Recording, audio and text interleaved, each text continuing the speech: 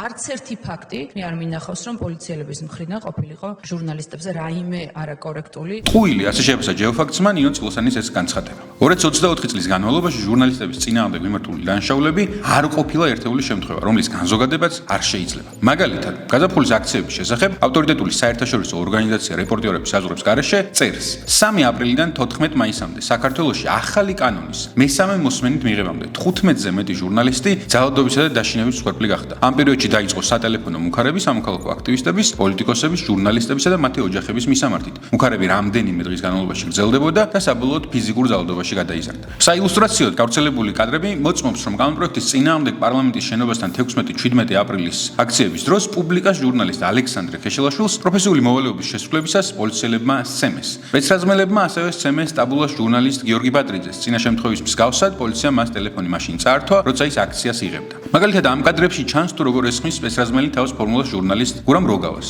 თავდასხმის შედეგად ჟურნალისტმა სახის ძვლები და კისრის მალა მოიტეხა. იძალდეს ასევე ტელეპიროლის გადამღებ ჯგუფზე ჟურნალისტმა მარიამ გაფრინდაშვილმა თავის არეში დაზიანებები აქციის გაშუქებისას მიიღო. ბესიკის ქუჩაზე ასევე ტელეპიროლის გადამღებ ჯგუფს შავებში ჩაცმული უცნობი პირები ფიზიკურად გაუსწორდნენ. თავდასხმა პირდაპირ ეთერში მოხდა. ტელეპიროლის ოპერატორმა გიორგი შეწურულმა თავის არეში ძიმე დაზიანებები მიიღო. ხოლო 28-29 ნოემბრის ღამეს პარლამენტთან მიმდინარე საპროტესტო აქციის პოლიციის მიერ დარბევის დროს დაშავდა 20-ზე მეტი ჟურნალისტი. Amnesty International 2024 წლის 13 დეკემბერს თავის ანგარიშში ამბობს, რომ ჟურნალისტები იყვნენ მიზანმიმართული ძალადობის მსხვერპლები. დოკუმენტირებულია ჟურნალისტების მიმართ გამოყენებული გადამეტებული ძალის მინიმუმ 10-ზე მეტი შემთხვევა. 50-ზე მეტი ჟურნალისტი დაშავდა ან არ მიეცა პროფესიული საქმიანობის განხორციელების შესაძლებლობა მიუხედავად იმისა, რომ მათი როგორც ჟურნალისტების იდენტიფიცირება შესაძლებელი იყო. Human Rights Watch-ის შეფასებით, პოლიციისა და სავარაუდოდ ხელისუფლებასთან აფილირებული ჯგუფების მხრიდან ადგილი ჰქონდა დამოუკიდებელ მედიაზე ფიზიკურ თავდასხმებს და ჟურნალისტურ საქმიანობაში ხელის შეშლას. ნინო წილოსანის მიერ 10 მაისს გაკეთებული განცხადება, რომლის მიხედვითაც პოლიციის მხრიდან ჟურნალისტების მიმართ არაკორექტული ქმედებების არც ერთი შემთხვევა მას არ უნახავს და მხოლოდ ერთეულ შემთხვევებს თუ ჰქონდა ადგილი, არ შეესაბამება რეალობას. ამაზე მეტყველებს როგორც სახალხო დამცველის, ასევე ადგილობრივი თუ საერთაშორისო ავტორიტეტული ორგანიზაციების შეფასებები. შესაბამისად, ტყუილი, ასე შეაფასა ჯეოფაქტსმა